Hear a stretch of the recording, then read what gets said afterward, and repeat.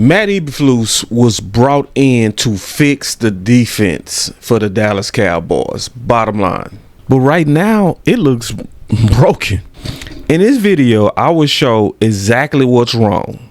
And more importantly, how to fix it before it slips away. We got a chance. Michael Irvin gave us the clue. Listen up.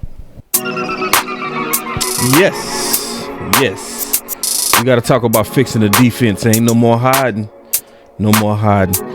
And we got the sauce from Michael Irvin. But you got to be able to listen close. And you got to be able to put the tea leaves together, which I'm going to do today. Before we get into this content, though, let's talk about how to put a couple of dollars in your pocket. You can put some dollars in your pocket with Sleeper app. Go for a Hail Mary on Sleeper picks and win up to 100 times your money. Use promo code BCS and Sleeper will 100% match your first deposit up to $100 instantly. So it's obviously a big deal. They've loaded up on Matt Eberflus. He's received way more support than pretty much a lot of our coaches, especially through free agents. If you look at how they was being stingy on getting Dan Quinn what he really wanted when he wanted Bobby Wagner, they never did it. But with him, they laid out the red carpet, which fine. Give him all the tools he needs to be the best man he can be. But I see a problem, and I'm explaining now. The best way to explain it is going to be going back in time, listening to Michael Irvin, because he was explaining and doing a very good job of explaining the evolving of the receivers in the NFL. And he said this a little while ago. I'm also going to say this. I'm the right person to have this discussion. Some people, they'll discount YouTubers because it seems like some of us can just get a mic and start talking without no real background. But I got the background for this topic. My coaches was really good coaches. Donnie Henderson, Coach Gilmore, and a lot of people that people raved about in his intelligence, been all around the league. And he was my defensive coordinator, so was Bartell. So in my collegiate career for 4 years straight, the people that was in my room, the cornerback room, the safety room, was also responsible for the whole defense. So that gave me insight into not knowing my role, but also understanding why we was running particular schemes in which we was running. So I'm qualified to have this discussion. So let's get right into it. So the major clue came from Kupp and Michael Irvin. So let's just break this down. Get your thinking caps on, because we're going to have to think a little bit, but we're going to put it all together and make it easy. Let's go. Kupp is something different. I got to call somebody today to break down Kupp. Kupp is how I tell you defenses are junking it up to make it difficult. Notice he said junking it up. That's basically where you're showing different looks. That's a clue right now. That's important to show you, to be honest, that Eberflus is behind, because he's not a coach that junks it up. He shows clean looks pre-snap, meaning he lines up in the defense that he's going to run. He doesn't confuse. He doesn't do a lot. Almost like when a lot of people was clamoring for more emotions, we should be clamoring for more disguises. But let me go back and listen to the playmaker, because he's preaching. Kupp says, you get into your defense, and then I'm going to take all my time and go to the open area. You're taught as a wide receiver, when you come off the ball, you go screaming. You go. So basically what he's explaining is that Kupp at his best, when he was at his absolute best, burning up the league, he was not burning up the league through just traditional skills. It wasn't, I'm routing you up. It wasn't, I know how to win one-on-one. He was a systematic receiver. So he was a receiver that depended on IQ, being able to read the defense and be on the same page as the quarterback at the exact same time. That was the strength of Kupp. And so Michael Irvin is breaking it down, but this is go lead into Eberflus. You just got to stay with me. right at the cornerback because you want to threaten his greatest position, which is over the top. He doesn't want you to go over the top, so he's going to back up and give you that room. Cooper Kupp doesn't come screaming off the ball because he wants you to set your defense, and then I'm going to run to the open area of your defense. There it is. I'm going to run to the open area of your defense. So when Cooper Kupp was destroying the league, he was what's called a system receiver or digit system or option route receiver. Similar thing to Schultz. That's why I never bought into the numbers of Schultz. I remember with some people, they was really beating the table. We need to bring back Schultz. We need to bring back Schultz. I was like, bruh, he is sitting in pockets all day. We used to literally call him me and Amp hot pocket because he wasn't doing anything really special. Especially when you're a tight end that's having to read cover 2, 3, and 4. Those are the same basic drops for linebackers, so you got to just know where to fit in the hole. And that's what he was doing. But that's the same thing Cooper Kupp was doing. And Michael Irvin is breaking it down. But this is also getting into, if you should be kind of know where I'm going, is getting into the problem with Eberflus. You running a static defense where the NFL had tremendous success with a receiver and receivers and weapons knowing how to read a defense. So the fact that you are still basically in a caveman system is why you seeing so much success from even average quarterbacks. To be honest and be frank, the league has fully caught up with him. And we're going to talk about how to fix that. But let me go back to Michael Irvin. That's how he's killing everybody. Those are two different type receivers. But the key to both of them is you. Yeah. So let's listen to Cooper Kupp now. Listen to this. My perspective. This is from my perspective. So don't get, no one won't even get offended. No, quote him. But here we go. So in 2017, 2018, Sean McVay's offense is ahead of the game. Right. There were times we were running plays, and they have no idea what is going on, and we were just manipulating all their rules. You heard what he said? We was ahead of the game. 2017, 2018, we were just ahead of the game. We was picking apart balls, and we was having our way with them because basically we was just innovative in a way that we was attacking zone defenses. Just manipulating them, moving them to where we wanted to go the other direction. It was stupid.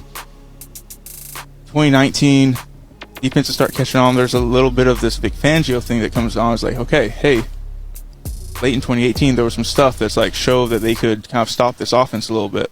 Yep. So you had to be the type of coach that was able to innovate.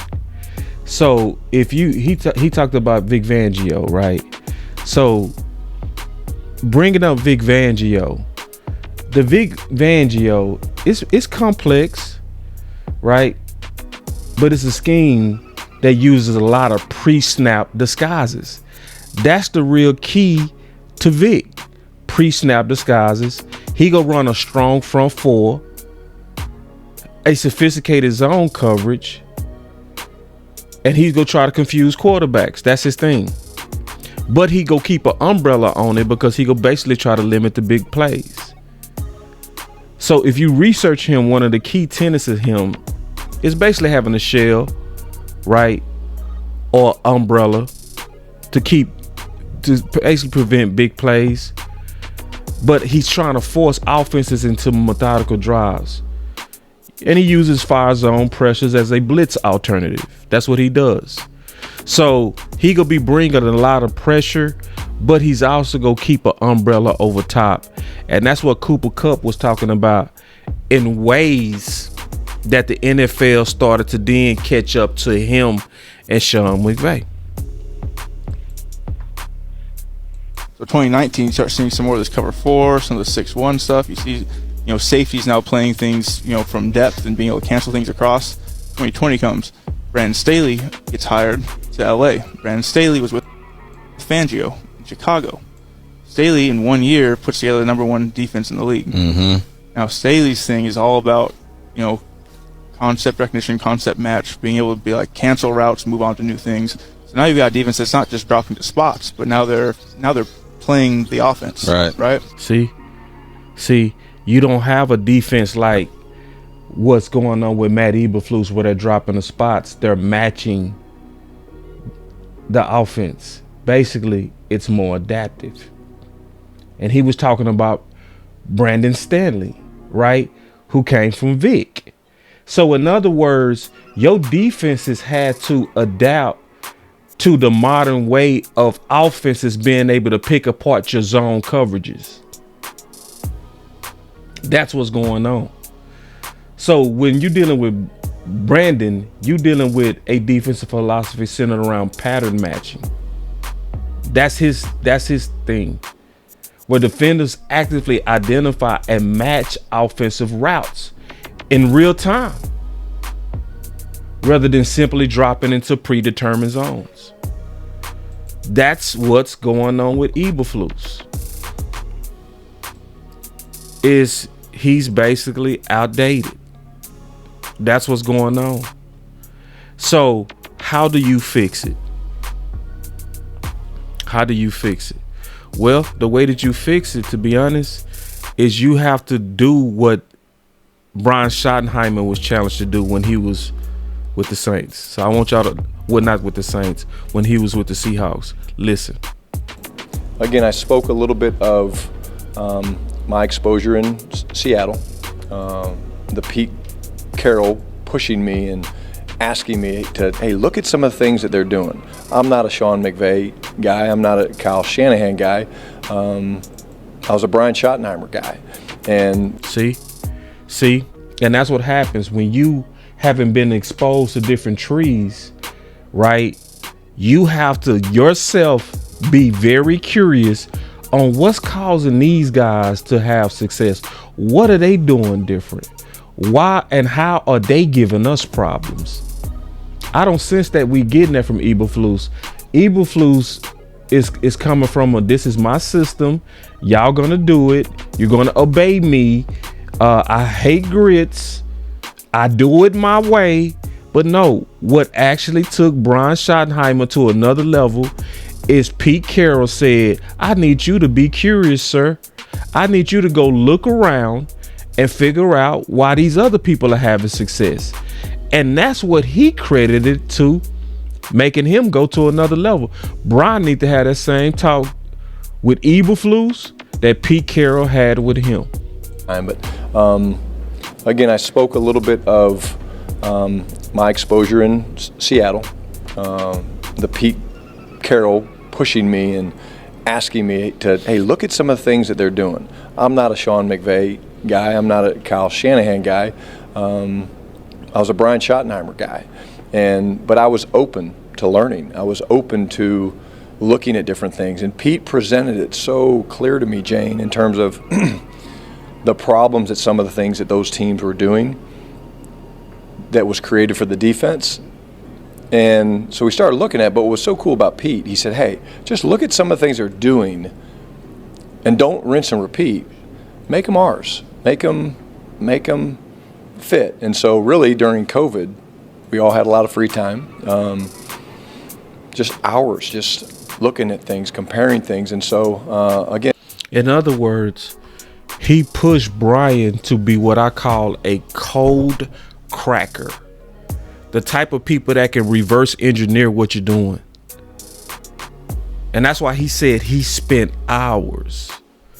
How many hours is Eberflus likely spending researching what his defensive counterparts are doing that's having success?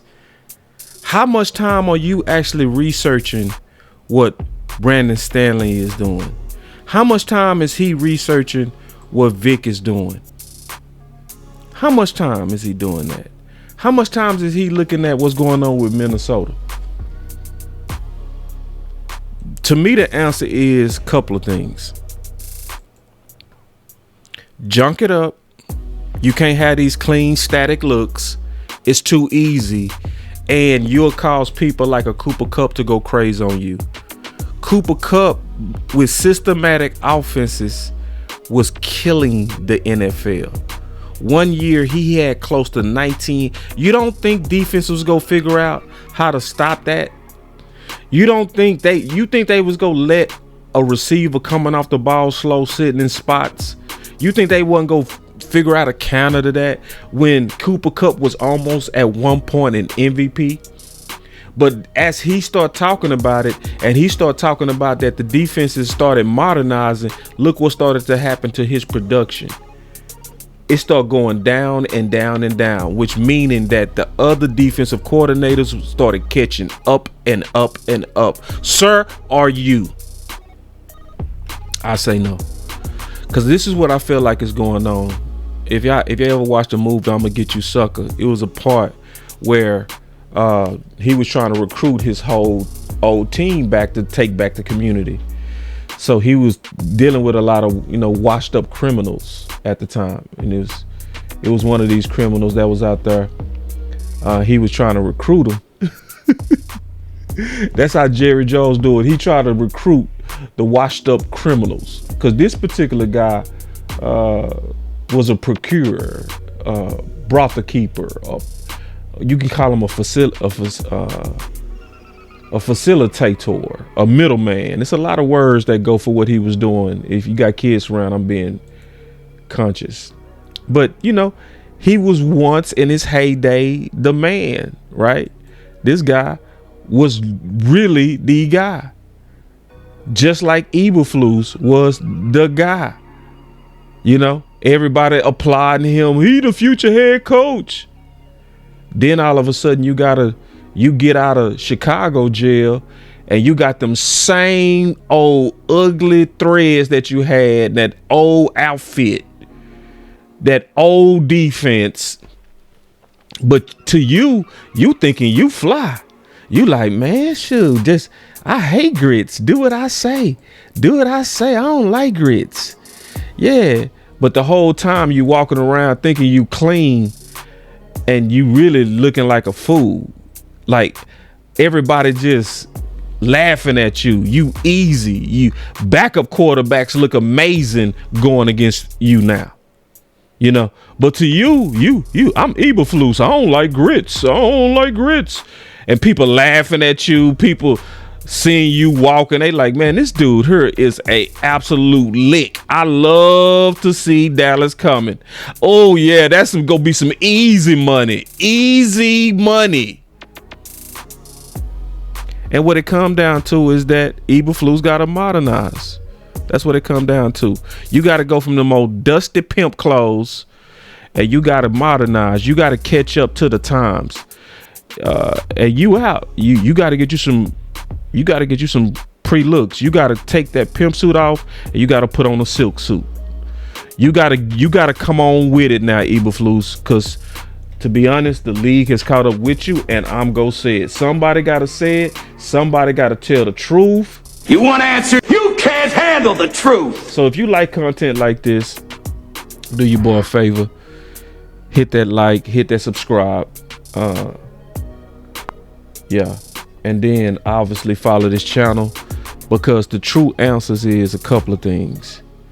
Junk it up. I need to see more pre-snap versus clean looks. Then I need you to be aggressive versus safe, especially on passing downs. Those zones, they go pick you apart. You too static. You too easy to read. And you just need to modernize. It's your boy Boss Show Me. I'm out.